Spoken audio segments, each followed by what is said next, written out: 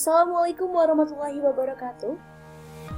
Kami, kelompok 2 kelas A K3 2017 yang beranggotakan Anissa Cikal Sabda, Novita Aryani, Renaldini Pratama, dan Wulandia A akan mempresentasikan mengenai pengelolaan APD atau alat pelindung diri di rumah sakit dalam situasi COVID-19. Materi yang akan kami sampaikan terbagi atas 4 poin. Yang pertama, pengelolaan APD dari import. Yang kedua, pengelolaan APD dari peningkatan produksi dalam negeri. Yang ketiga, pengolahan limbah B3 atau APD oleh pihak rumah sakit. Dan yang keempat, pengolahan limbah APD dengan pihak ketiga. Assalamualaikum warahmatullahi wabarakatuh. Perkenalkan, nama saya Renaldini Pratama, NIM R02177087 kelas A. Di sini saya akan menyampaikan mengenai pengelolaan APD di tengah masa pandemi COVID-19 dengan cara impor. Nah, untuk yang pertama, apa sih penyebab terjadinya kekurangan APD bagi tenaga medis? Pada tanggal 11 Maret 2020, WHO melalui Direktur Jenderal Organisasi Kesehatan Dunia secara resmi mengumumkan virus corona atau COVID-19 ini sebagai pandemi. Hal ini didasarkan karena virus COVID-19 ini mudah menular di berbagai tempat di seluruh dunia. Lalu, apa sih penyebab terjadinya kelangkaan APD bagi tenaga medis? Nah, untuk yang pertama, adanya peningkatan kebutuhan dunia terhadap APD. Hal ini didasarkan karena virus ini mudah berkembang di berbagai tempat di seluruh dunia, maka kebutuhan APD di tiap negara yang terjangkit virus COVID-19 ini terus meningkat atau berkembang. Nah, untuk yang kedua, yaitu adanya oknum yang melakukan penimbunan APD. Beberapa waktu yang lalu telah ditemukan oknum-oknum yang melakukan penimbunan APD.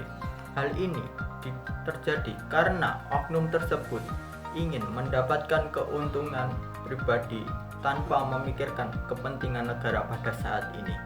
Lalu, untuk yang ketiga, adanya produksi dalam negeri yang rendah. Produksi dalam negeri yang rendah memang dapat diakui. Hal ini terjadi karena sedikitnya industri yang bergerak pada bidang kesehatan. Maka dengan itu, Indonesia belum dapat mencukupi kebutuhan dalam negeri. Nah, untuk yang selanjutnya, pengelolaan APD di tengah masa pandemi COVID-19. Untuk yang pertama, kerjasama dengan negara lain. Kerjasama dengan negara produsen APD dilakukan untuk mempermudah negara dalam mendapatkan APD di tengah masa pandemi COVID-19 ini. Lalu untuk yang kedua, yaitu impor dilakukan oleh pemerintah. Karena impor dilakukan oleh pemerintah, hal ini ditujukan untuk mengurangi potensi adanya penimbunan APD oleh oknum-oknum tertentu. Nah, untuk yang ketiga, APD impor didistribusikan langsung oleh pemerintah ke rumah sakit. Hal ini ditujukan agar APD tersebut tepat sasaran pada rumah sakit yang membutuhkan dan juga menghindari adanya penimbunan APD di masyarakat. Lalu untuk yang keempat, pengawasan aktivitas impor di Indonesia. Pengawasan dilakukan kepada importir Indonesia dan dilakukan pembatasan impor mengenai APD bagi importir-importir lain. Pengawasan ini ditujukan untuk memprioritaskan kebutuhan tenaga medis pada saat ini. Nah, untuk yang kelima, yaitu penindakan hukum terhadap pelaku penimbun APD. Dengan adanya penindakan hukum yang tegas bagi pelaku penimbun APD, maka akan membuat efek jera bagi pelaku dan juga memberikan efek takut pada pelaku penimbun APD yang lain yang belum tertangkap. Nah, sekian presentasi dari saya. Kurang lebihnya mohon maaf. Wassalamualaikum warahmatullahi wabarakatuh.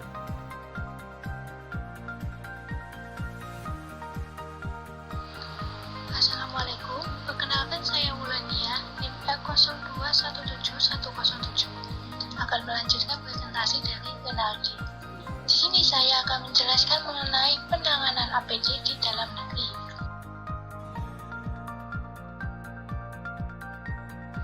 Bagaimana cara Indonesia menangani penanganan APD di rumah sakit pada masa COVID-19? Dengan cara melibatkan industri tekstil dan UMKM untuk membantu pemerintah dengan cara memproduksi APD yang diperlukan supaya rumah sakit rujukan COVID-19 tidak kekurangan pasokan APD.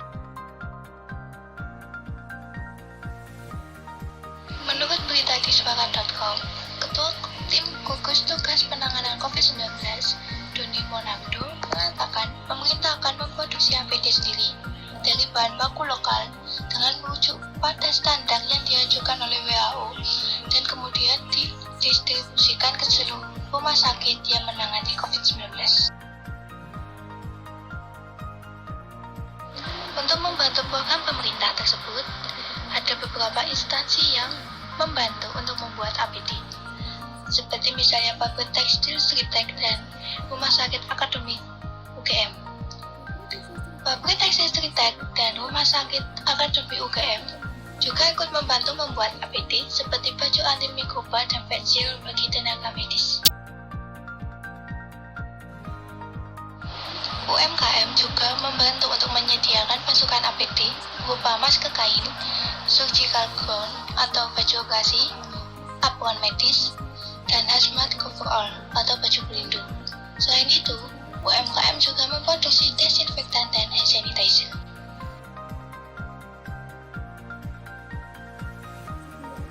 Sekian yang dapat saya sampaikan. Terima kasih.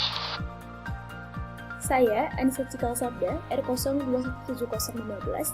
Selanjutnya ialah mengenai pengolahan limbah alat pelindung diri dalam situasi COVID-19 di rumah sakit.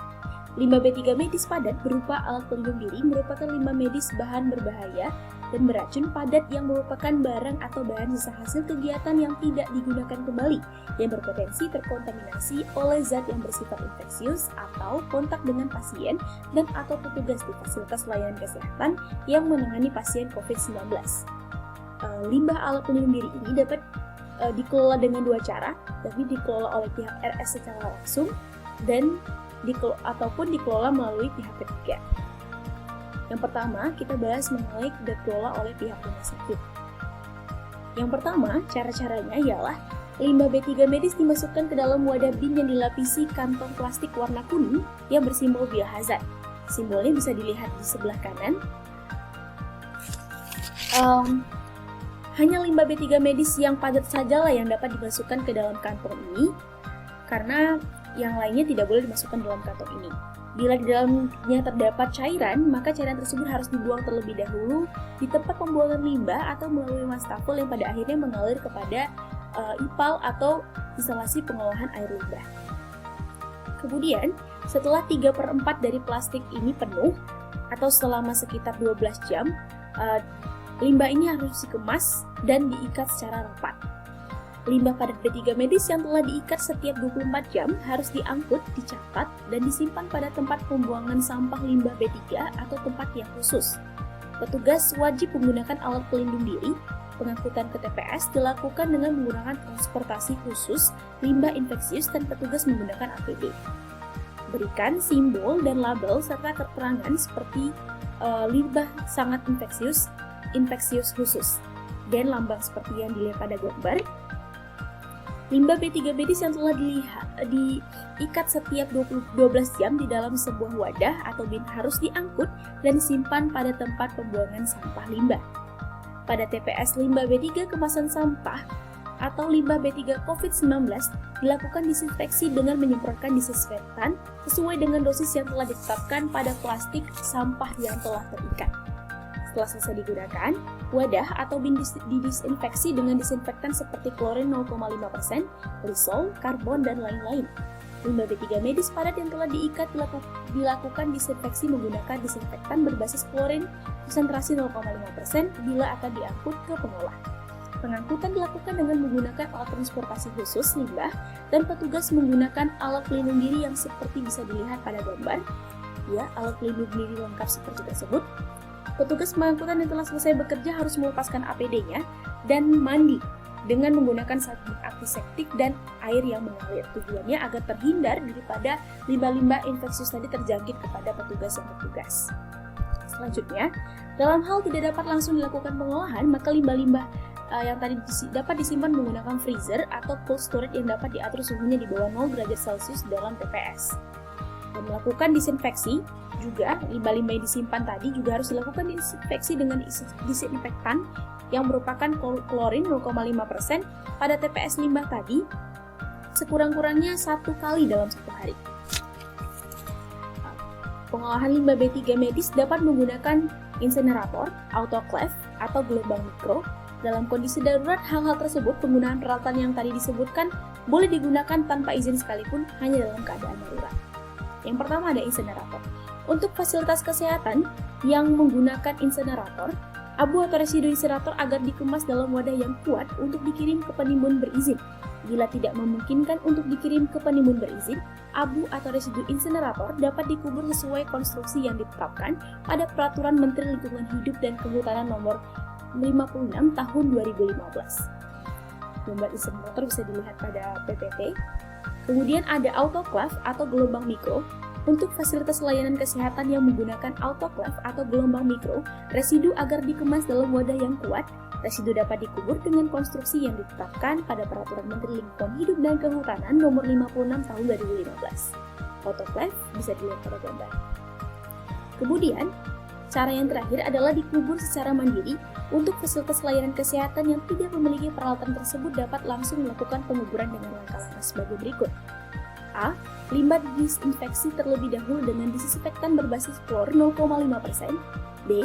Limbah dirusak supaya tidak berbentuk asli agar tidak dapat digunakan kembali. C. Dikubur dengan konstruksi yang ditetapkan pada Peraturan Menteri Lingkungan Hidup dan Kehutanan Nomor 56 Tahun 2015. Berikut adalah konstruksi penguburan sesuai Peraturan Menteri Lingkungan Hidup dan Kehutanan Nomor 56 Tahun 2015 adalah sebagai gambar berikut. Kita bisa lihat jika sebuah rumah sakit atau fasilitas layanan kesehatan lainnya akan menguburkan limbah B3 dari penggunaan APD dalam situasi COVID-19 ini, hasilnya sesuai dengan konstruksi sebagai berikut. Ya, yang pertama ada dikubur limbah patologisnya, limbah patologis lagi, baru tanah penutup dengan lapisannya 10 cm. Bisa dilihat pada gambar. Hal ini harus selalu dipatuhi karena agar mencegah terjadinya infeksi yang disebabkan oleh pembuangan limbah bekas penggunaan alat pelindung diri ini. Baiklah, sekian dari saya sampaikan. Terima kasih. Dadah. Opsi kedua dalam mengolah limbah medis rumah sakit adalah dengan menggunakan jasa pihak ketiga. Di sini kami menggunakan PP nomor 101 tahun 2014 tentang pengelolaan limbah B3 atau bahan berbahaya dan beracun pada pasal 123. Penyerahan limbah medis kepada pihak ketiga ini dilakukan apabila rumah sakit tersebut tidak mampu melakukan pengolahan limbah medis sendiri karena tidak adanya alat atau tidak tersedianya lahan untuk mengolah limbah medis. Nah, penyerahan limbah medis ini juga disertai dengan bukti penyerahan limbah medis kepada pihak ketiga berupa form dan dokumentasi pada saat pengangkutan limbah medis. Yang terakhir, salinan bukti penyerahan limbah medis tadi disampaikan kepada Menteri paling lambat 7 hari setelah proses pengangkutan limbah medis. Berikut adalah alur proses penanganan limbah medis di rumah sakit. Yang pertama, tahap pewadahan. Setelah adanya tindakan medis dan menghasilkan limbah medis tersebut harus segera dibuang ke dalam tong sampah yang sudah dilapisi dengan plastik sesuai klasifikasi limbah medis tersebut. Setelah 1x24 jam atau 2/3 bagian tong sampah sudah terisi, maka limbah tersebut harus segera dibawa ke tempat penampungan sementara. Lanjut ke proses kedua, yakni tahap pengangkutan. Pengangkutan limbah medis ini dilakukan dengan menggunakan troli dan dengan jalur khusus, tidak melewati jalan yang ramai pengunjung atau karyawan rumah sakit. Ketiga adalah tahap penyimpanan limbah medis di TPS. Menurut PMK nomor 7 tahun 2019, batas maksimal penyimpanan sementara limbah medis di TPS adalah 2 kali 24 jam. Setelah itu, limbah medis harus segera diserahkan kepada pihak ketiga. Yang terakhir, yang keempat adalah tahap penyerahan limbah medis kepada pihak ketiga. Setelah limbah medis tersimpan di TPS selama 2 kali 24 jam, limbah medis tersebut segera diangkut kepada pihak ketiga untuk segera diolah. Yang terakhir adalah metode pengolahan limbah medis oleh pihak ketiga. Ada 2 metode yang biasa dilakukan oleh pihak ketiga dalam mengolah limbah medis atau limbah B3. Metode yang pertama adalah metode pembakaran dengan menggunakan insinerator. Yang kedua, metode landfill atau penimbunan atau penguburan limbah medis. Kebanyakan pihak ketiga di Indonesia menggunakan metode insinerator karena metode ini dinilai lebih praktis dan tidak membutuhkan lahan yang luas.